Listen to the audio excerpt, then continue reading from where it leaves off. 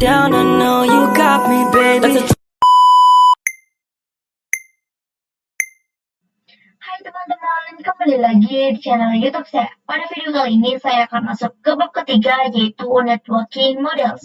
Nah, di sini kita akan belajar mengenai konsep dari networking model, TCP/IP model, encapsulation dan decapsulation, dan C-layer model. Di sini kita akan masuk ke materi pertama, yaitu konsep dari networking model. Nah, jadi di sini jaringan komputer itu mengacu pada perangkat komputasi yang saling terhubung serta dapat bertukar data dan berbagi sumber daya satu sama lain. Jadi salah satu makna yang tepat untuk memasuki administrasi jaringan baik dari vendor Cisco, Recruiting maupun yang lainnya, kita perlu yang namanya membuatkan basic fundamental jaringan terlebih dahulu dengan menggunakan atau mempelajari networking model. Nah, jadi networking model adalah salah satu aturan yang mendefinisikan bagaimana kumpulan komputer agar saling berkomunikasi. Nah, perangkat komputer itu kan ada banyak. Kemudian bagaimana sih caranya berbagai vendor itu dapat saling berkomunikasi. Nah, caranya itu perlu suatu aturan yang disebut dengan networking model. Jadi, bagaimana setiap vendor itu dapat saling berkomunikasi dengan open standard networking model yang tersedia. Nah, untuk saat ini, Open Standard Networking Model itu yang tersedia dan terkenal ada dua, yaitu TCP/IP Model dan OSI Model. Selanjutnya bisa lihat di sini, sebelum networking model itu ada, para vendor itu memiliki networking modelsnya masing-masing, di mana pada tahun 1974, IBM itu membuat model bernama Sistem Arsitektur Networking atau SNA. Yang dimana setiap vendor itu memiliki networking modelnya masing-masing, maka akan timbul kesulitan untuk berkomunikasi antar vendor. Maka dari itu terciptalah yang namanya networking models untuk mempermudah para vendor agar dapat saling berkomunikasi. Nah, seperti di sini, untuk OSI model itu dibuat oleh International Organization for Standardization atau ISO. Kemudian yang kedua ada TCP/IP model yang dibuat oleh US Department of Defense atau DoD. Nah, saat ini itu networking model yang sering digunakan itu adalah TCP/IP model. After open networking model exists, each vendor use same networking model then can communicate each other. Nah, jadi di sini setelah beberapa vendor menggunakan networking yang sama, maka mereka bisa saling berkomunikasi, seperti IBM, vendor 1 maupun vendor 2. Selanjutnya kita akan masuk ke materi kedua, yaitu TCP/IP model. Nah, jadi di sini TCP/IP model merupakan jenis networking model yang saat ini ramai digunakan. Nah, meskipun OSI model juga banyak digunakan di kalangan media pembelajaran, tetapi sebenarnya fungsi dari kedua jenis networking model ini sama ya teman-teman. Jadi TCP/IP itu mendefinisikan suatu protokol agar antar komputer utamanya yang berbeda network itu bisa saling berkomunikasi. Nah, untuk membantu dalam memahami setiap networking model itu dipecah menjadi bagian-bagian kecil yang disebut sebagai layer. Nah, secara dokumentasi TCP/IP model terdiri dari 4 layer, namun penerapan dalam real network TCP/IP model lebih mudah untuk dibagi menjadi 5 layer. Jadi sebenarnya itu ada 7 layer ya teman-teman, tapi dipecah menjadi bagian-bagian kecil. Nah, selanjutnya kita akan belajar mengenai TCP/IP model application layer. Nah, di sini kalian bisa buka website yang mana di sini tertera penjelasan mengenai networking model. Nah, jadi networking model adalah sebuah model atau referensi dalam pengembangan dan pemahaman komunikasi data pada jaringan komputer. Nah, jaringan komputer adalah sesuatu yang rumit dan kompleks, baik itu dari perangkat-perangkatnya, media penghubungnya, sampai pada aplikasi yang berjalan di dalamnya. Dan bagaimana sih caranya? Nah, di sini caranya adalah dengan membuat beberapa lapisan fisik hingga non-fisiknya. Pada setiap lapisan terdapat kumpulan-kumpulan aturan yang harus diikuti oleh setiap komponen agar dapat saling berkomunikasi dengan komponen yang lainnya. Nah, tujuan dibuatnya networking model adalah sebagai acuan aturan yang harus diikuti oleh pembuat perangkat atau vendor. Nah, aturan itu biasa kita sebut dengan protokol. Kemudian di sini terdapat juga layer pada TCP IP model yang dimana layer sendiri itu adalah aturan pada jaringan komputer. Nah, aplikasi layer sendiri itu berfungsi sebagai antarmuka dengan aplikasi untuk mengatur bagaimana aplikasi dapat mengakses jaringan dan kemudian membuat pesan-pesan berskala. Nah, di antaranya itu contohnya service dari aplikasi layer itu seperti HTTP, POP3, SMTP, IMAP, SSH, dan sebagainya ya teman-teman. Nah, contohnya HTTP itu digunakan ketika kita mengakses suatu web server. Seperti tadi kita membuka website itu menggunakan HTTP. Nah, contoh yang lainnya ketika kita mengakses web server akan di-reply oleh web server itu berisi HTTP header dan lain-lain. Dan misalnya di sini ada requestan itu informasinya oke, itu menandakan bahwa requestan itu berhasil. Jika platform itu menandakan gagal ya teman-teman. Selanjutnya kita akan masuk ke materi TCP IP model transport layer. Nah, jadi fungsi dari transport layer adalah menyajikan atau memberikan service ke application layer atau transfer data. Jadi kalau sebelumnya application layer itu kita punya banyak protokol seperti HTTP, SMTP, IMAP, dan lain-lain. Kalau untuk transport layer itu hanya terdapat dua protokol yang sering digunakan yaitu TCP dan UDP. Nah, bisa dilihat di sini perbedaan dari TCP dan UDP. TCP sendiri itu digunakan untuk IP karena support error caching, sedangkan UDP itu digunakan untuk video streaming, games, dan aplikasi lain yang membutuhkan kecepatan data.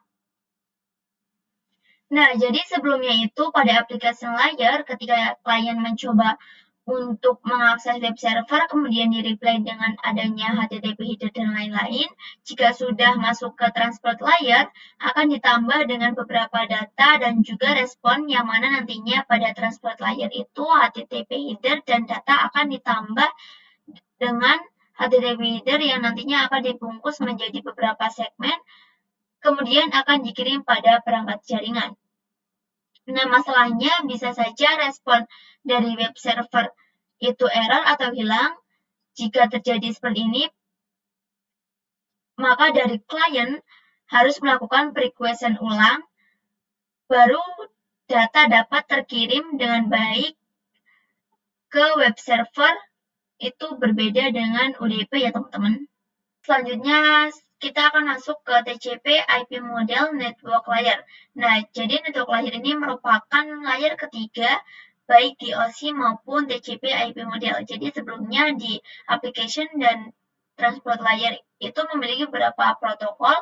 Nah, kalau di network layer itu hanya memiliki satu protokol yaitu IP. Nah, IP menyediakan dua fitur yang sangat penting yaitu addressing dan routing yang dimana berfungsi untuk menangani konektivitas dan pemilihan jalur. Nah, di sini yang pertama addressing. Jadi addressing itu kalau yang addressing itu bahwa IP address itu sendiri yaitu memberikan nama pada perangkat jaringan komputer. Nah, IP itu terbagi menjadi dua jenis, yaitu IPv4 dari pengelamatan 36 bit. IPv4 terbagi menjadi 4 blok, di setiap bloknya ada 8 bit. Jumlah maksimal hostnya itu 42949672296. Dan ada IPv6 dari pengelamatan 128 bit yang terbagi menjadi 8 blok, setiap bloknya ada 16 bit.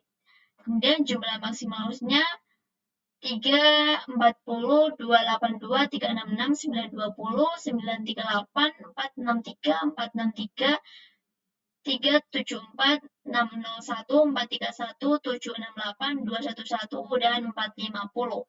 Nah, kemudian ada routing. Routing adalah salah satu fitur yang disediakan pada IP di bagian network layer yang bekerja layaknya kantor pos untuk mencari rute tercepat untuk sampai tujuan. Selanjutnya kita akan masuk ke materi TCP IP model, data link layer, dan physical layer. Nah, jadi data link layer mendefinisikan protokol yang dibutuhkan pada physical layer. Nah, salah satu fitur pada data link layer ialah VCS atau Frame Check Squeeze, yaitu error detection mechanism. Hanya mendeteksi error tanpa recovery. Nah, addressing yang digunakan pada data link layer adalah MAC address. Nah, jadi sedangkan physical layer itu mendefinisikan cabling pada suatu jaringan komputer yang mendefinisikan secara fisik apa yang digunakan untuk menghubungkan antar device. Nah, misalnya punya beberapa perangkat, kemudian ingin menghubungkan, maka bisa menggunakan wired yang menggunakan kabel atau wireless yang tanpa kabel ya teman-teman. Nah, kalau wired yang menggunakan kabel itu biasanya memakai kabel UTP, sedangkan tanpa kabel biasanya menggunakan gelombang elektromagnetik. Selanjutnya kita akan masuk ke materi encapsulation dan decapsulation. Nah, jadi encapsulation itu proses membungkus data dengan header pada data di setiap layernya. Nah, adapun decapsulation itu sebaliknya teman-teman. Nah, kalian bisa perhatikan pada gambar. Nah, bermula pada aplikasi layer itu ada data, akan ditambah pada transport layer itu TCP header, dan kemudian ditambah IP disebut IP packet, kemudian ada data link layer, di sini itu ada data TCP header, IP plus header dan detail trailer frame.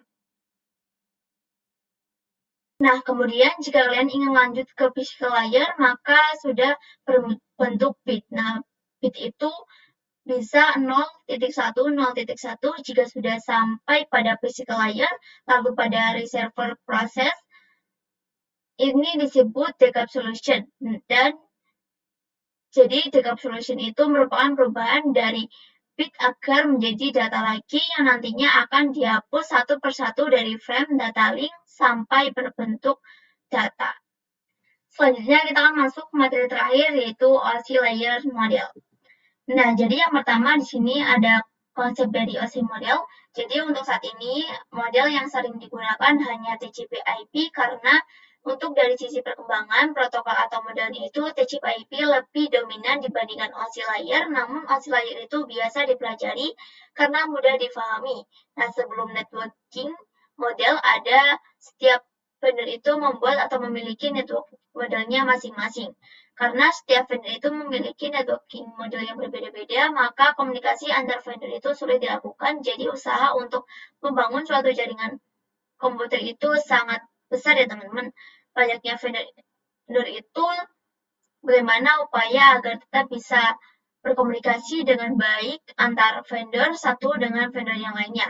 Oleh karena itu dibuatlah sebuah model atau sebuah standar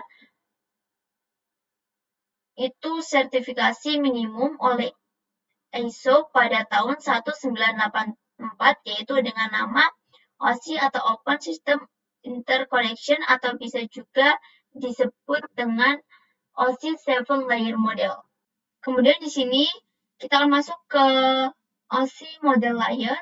Nah, jadi sebelumnya pada TCP/IP model memiliki sekitar 5 layer, tapi kalau di OSI itu memiliki 7 layer.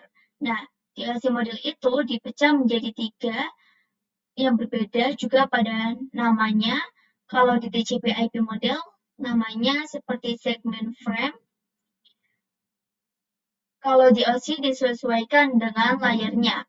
Nah, misalnya layer 7 disebut dengan L7PDU.